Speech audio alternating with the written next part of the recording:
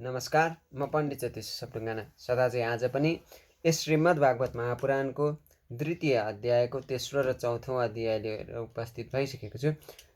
जुन पुण्य तटमा राजा परीक्षितको प्रश्नको उत्तर सुखदेवजीको मुखारविन्दबाट सुनिँदै गरेको छ।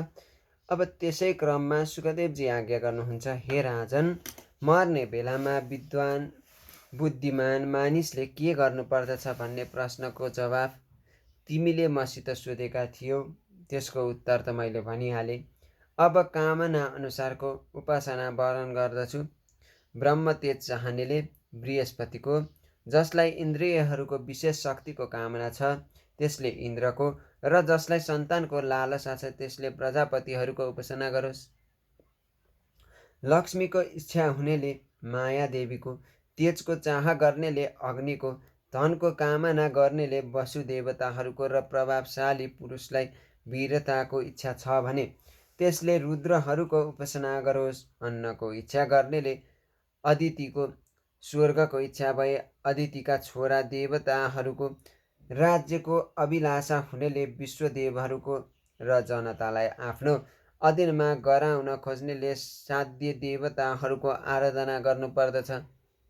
हे राजन, जसलाई आयुको इच्छा छ त्यसले अश्विनी कुमारहरूको, पुष्टिको अभिलाषा गर्नेले पृथ्वीको, र जलले प्रतिष्ठाको इच्छा गर्दछ त्यसले लोकमाता पृथ्वीको र आकाशको उपासना गरोस्।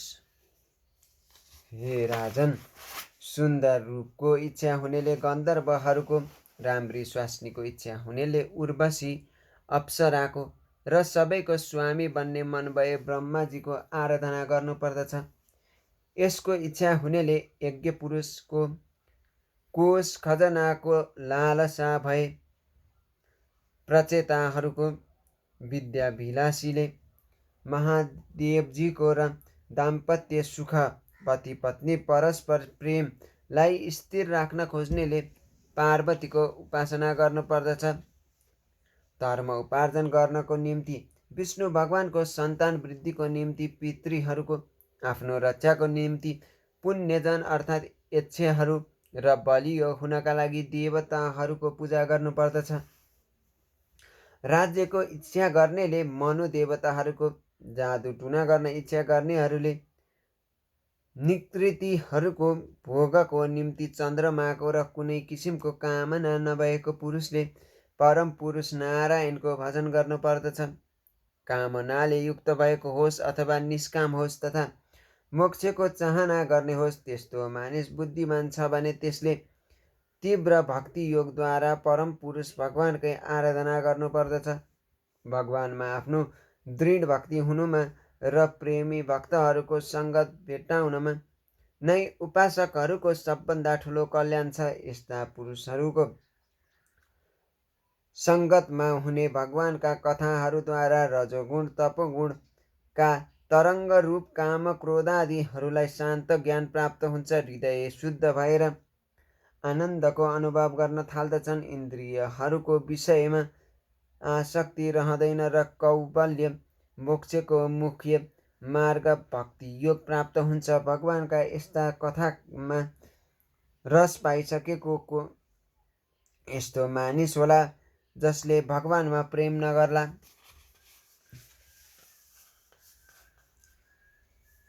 शौनकजी भन्नुहुन्छ, हे सुतजी, सुखदेवको यो कुरा सुनेपछि भरतश्रेष्ठ महाराज परीक्षितले व्यासको छोरा विद्वान महात्मा सुखदेवजीसित अरू के प्रश्न गर्नुभयो? हामीलाई यो संवाद सुन्ने ठुलो इच्छा भएको छ, कृपा गरी सुनाउनुहोस्, किनकि सज्जनहरूको सभामा अवश्य भगवानका कथाहरूले भरिपूर्ण भएका कुराकानी भइरहन्छन्। महारथी महाराज परीक्षित स्वयं बडा भगवत भक्त हुनुहुन्छ।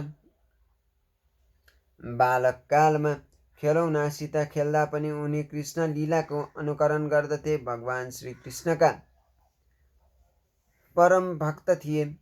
यस्ता दुई महानुभावहरूको समागम भएमा त अवश्यमेव भगवानको विमल गुणको ज्ञान भएकै हुनुपर्दछ। जसको समय भगवानको गुणगानमा व्यतीत हुन्छ, ती बाहेक अरू सबैको आयु व्यर्थमा बितिरहेको छ। सूर्य भगवानले प्रतिदिन आफ्नो उदय र अस्तले यस्ताको आयु क्षीण गरिरहनु भएको छ। मानिस चाहिँ के रुख पनि बाँचिरहेका छैनन् त। कामीको खलातीले तिमी हामी जस्तै सास फेर्दैनौ र गाउँघरमा पालिएका कुकुर सुँगुर आदि गरिएका पशु पनि के मानिस चाहिँ खाने पिउने र मलमूत्र त्याग गर्ने गर्दैनन् र? भक्ति नभएको खण्डमा त यिनमा र मानिसमा केही फरक भएन। जसले भगवानको कथा कहिले पनि सुनेको छैन त्यो नर पशु त कुकुर गाउँको सुँगुर उट र गधा समान मानिएको छ। हे सुतजी, मानिसको जुन कानले कहिले पनि भगवानको कथा सुनेको छैन त्यो त साप मुसा बस्ने दुलो समान हो। जुन जिब्रोले हरिकथाको कीर्तन गर्दैन त्यो त भ्यागुताको जिब्रो समान व्यर्थ छ। जुन टाउको कहिले पनि भगवानको चरणमा निहुरिँदैन त्यो त रेशमी वस्त्र र मुकुटले सुशोभित भए तापनि भारी नै हो। जुन हातले भगवानको सेवा पूजन गर्दैन त्यो सुनको कङ्गण धारण गरेका भए तापनि मुर्दाको हात समान हो। जसले भगवानका मूर्तिको दर्शन गर्दैन त्यसका आँखा मयूरको प्वाखमा भएका हुन्। जो भगवानको मन्दिर अथवा तीर्थस्थलमा जाँदैन त्यसको खुट्टा हिँड्न सक्ने भए तापनि नहिँड्ने रुख जस्तै हो। जुन मानिसले आफ्नो शिरमा भगवानको चरण रस धारण गरेको छैन त्यो जीवित भए तापनि मुर्दा समान हो। जो मानिस भगवानको चरणमा चढाएको तुलसीको गन्ध सुँघ्दैन त्यो त सास फेर्ने भए तापनि सास नफेर्ने मुर्दा समान छ। हे सुतजी, भगवानको नामको उच्चारण गर्दा पनि नपग्लने हृदय त वज्र समान कठोर हो। हृदय पग्लेपछि आँखा आनन्दको आँसु भरिएर आउँछ र सारा शरीरमा रोमाञ्च हुन थाल्दछ। हे प्यारा सुतजी, यो भन्दा अघि तपाईँले जति कथा सुनाउनुभयो ती सबै हाम्रो चित्तको अनुकूल नै थिए। अबलाई भगवानका परम भक्त ब्रह्मा ज्ञानीहरूमध्येका श्रेष्ठ सुखदेवजीले परीक्षितले प्रश्न गर्दा उनलाई भनेको जम्मै कुरा कृपा गरी सुनाइबक्सनुहोस्।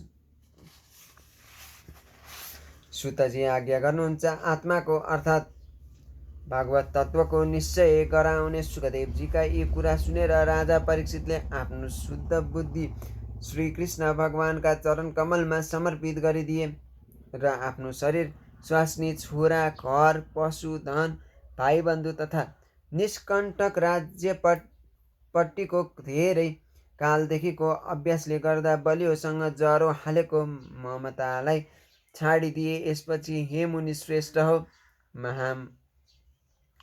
मनस्वी परीक्षितले आफ्नो मृत्युको निश्चित समय थाहा पाएको हुनाले धर्म अर्थ कामसित सम्बन्ध हुने जति कर्म छन् तिनलाई छाडिदिएर अनि वासुदेव भगवानमा सुदृढ आत्मभाव प्राप्त गरी अत्यन्त श्रद्धासँग कृष्ण भगवानको महिमा सुन्नलाई सुखदेवसित तपाईँहरूले अहिले मलाई सोध्नुभएको हरिलीला सम्बन्धी यही प्रश्न सोधे।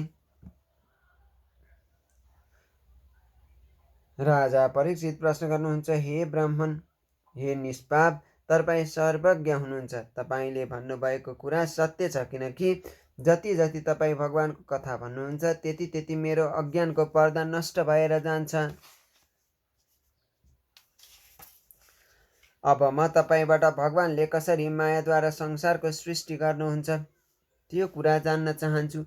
यो संसार रचनाको कुरा यस्तो रहस्यमय छ कि ब्रह्मादि समर्थ लोकपालहरूको समेत बुद्धिमा पसेको छैन। भगवानले कसरी यस विश्वको रचना गर्नुभयो र फेरि कसरी यसको संहार गर्नुभयो, अनन्त शक्ति परम पुरुष परमात्मा कुन कुन शक्तिको आश्रय लिएर आफूलाई नै खेलौना बनाएर खेल्नुहुन्छ, उहाँले कसरी केटाकेटीले माटोको घर बनाए जस्तै गरी ब्रह्माण्डको रचना गरी फेरि यसलाई नष्ट गरिदिनुहुन्छ, यी सब कुरा मलाई सुनाउनुहोस्। हे ब्राह्मण, भगवानका लीलाहरू त अत्यन्त अद्भुत र जानी नसक्नुका छन्।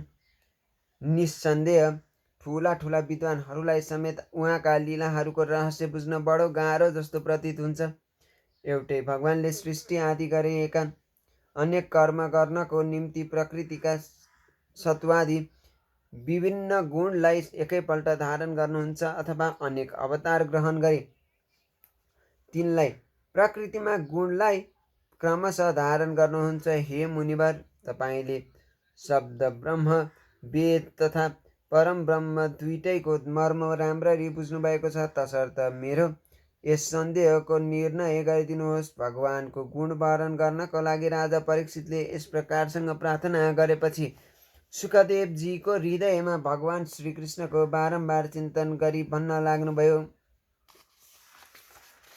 सुखदेवजी आज्ञा गर्नुहुन्छ, संसारको उत्पत्ति, स्थिति, प्रलय रूप लीला गर्नका निम्ति सत्व, रज, तम रूप तीन शक्तिहरूलाई स्वीकार गरी ब्रह्मा विष्णु शङ्करको रूप धारण गर्ने समस्त चर अचर प्राणीको हृदयमा अन्तर्यामी रूपले विराजमान हुने र जसको स्वरूप तथा उपलब्धिको मार्ग बुद्धिको विषय छैन, यस्ता ती पुरुषोत्तम अपरिमित महिमा भएका भगवानको चरण कमलमा मेरो कोटि कोटि प्रणाम छ। सत्पुरुषहरूको दुःख हटाएर उनलाई प्रेमको दान गर्ने, असत्य पुरुषहरूको सांसारिक उन्नति रोक्ने, परमहंस आश्रममा रहेकाहरूलाई उनीहरूले इच्छा गरेको ब्रह्म ज्ञान दिने, समस्त चर अचर प्राणी नै जसका मूर्ति हुन् त्यस्ता भगवानलाई म बारम्बार नमस्कार गर्दछु। भक्तहरूको रक्षा गर्ने, भक्तिहीनहरूको दृष्टिपथबाट सदा टाढा रहने, जसको समान अथवा जसभन्दा बढी अरू कसैको ऐश्वर्य छैन र यही ऐश्वर्यले सदा सर्वदा आफ्नो ब्रह्म स्वरूप धाममा रमन गर्ने भगवान श्रीकृष्ण बारम्बार नमस्कार गर्दछु। जसको कीर्तन, स्मरण, दर्शन, वन्दना, श्रवण र पूजनले तत्काल नै मानिसको पापलाई धोइदिन्छ। म त्यस्ता पुण्य कीर्ति भगवान श्रीकृष्णलाई बारम्बार नमस्कार गर्दछु। जसको चरण कमलको आश्रय लिएर विवेकी मानिस आफ्नो हृदयबाट यस लोक र परलोकको आसक्तिलाई दूर गरी बिना प्रयासले नै ब्रह्म पदलाई प्राप्त गर्दछन्। पुण्य कीर्ति कृष्ण भगवानलाई म बारम्बार नमस्कार गर्दछु।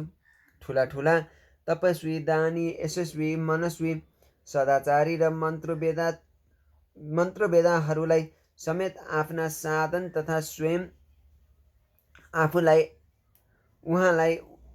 उहाँको चरणमा समर्पित नगरेसम्म कल्याणको प्राप्ति हुन सक्दैन। त्यस्ता पुण्य कीर्ति भगवानलाई म बारम्बार नमस्कार गर्दछु। किरात, हुण, आन्ध्र, पुलिन्द, पुलकस, आभिर, कङ्क, यवन र खस आदि गरिएका नीच जातिहरू तथा अरू पापीहरू जसका शरणागत भक्तहरूको शरण ग्रहण गर्नाले पवित्र हुन्छन्, त्यस्ता सर्वशक्तिमान भगवानलाई म बारम्बार नमस्कार गर्दछु। यी भगवान आत्मज्ञानीहरूका आत्मा, भक्तहरूका स्वामी, कर्मकाण्डीहरूका निम्ति वेदमूर्ति, धार्मिकहरूका लागि धर्ममूर्ति र तपस्वीहरूका लागि तपस्वी रूप हुन्। ब्रह्ममा शङ्कर आदि ठुला ठुला देवता समेत आफ्नो शुद्ध हृदयले उहाँको स्वरूपको चिन्तन गर्दछन्। यस्ता भगवानले म माथि आफ्नो अनुग्रहको वर्षा गरून्। लक्ष्मी देवताका पति, समस्त यज्ञहरूका भोक्ता तथा फलदाता, प्रजाका रक्षक, सबैका बुद्धिका साक्षी, समस्त लोकका पालनकर्ता तथा पृथ्वीका स्वामी र जसले यदुवंशमा प्रकट भएर अन्ध्रक, वृष्णि र यदुवंशका मानिसहरूको रक्षा गर्नुभएको छ र उनीहरूको एकमात्र रक्षक हुनुहुन्छ, यस्ता भक्तवत्सल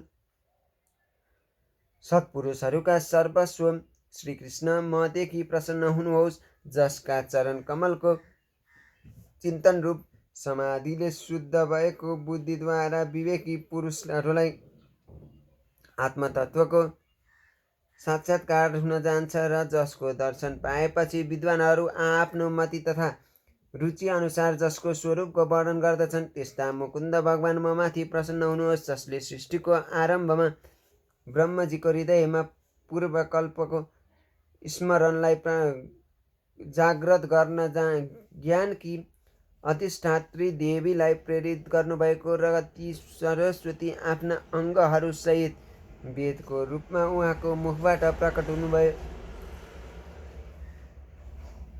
यस्ता ज्ञानका मूल कारण भगवान मतमाथि कृपा गरून् अर्थात् हृदयमा प्रकट होउन्। भगवान नै पञ्चमहाभूतबाट यी शरीरको निर्माण गरी तिनमा जीव रूपले शयन गर्नुहुन्छ र 5 जितेन्द्रिय, 5 कर्मेन्द्रिय, 5 प्राण र 1 मन यी 16 विषयहरूको भोग गर्नुहुन्छ। यस्ता सबै प्राणीमा विराजमान रहने भगवानले मेरो वाणीलाई आफ्ना गुणले अलङ्कृत गरिदिउन्। जसको मुख कमतलबाट निस्केको ज्ञानरूपी अमृतको सन्त पुरुषले यथेष्ट पान गरेका छन्। यस्ता परम तेजस्वी भगवान व्यासलाई नमस्कार छ। हे परीक्षित, तिम्रो प्रश्नको उत्तरमा जुन कुरा भन्न लागेको छु त्यस कुराको नारायणले पहिले ब्रह्मालाई उपदेश गर्नुभएको थियो।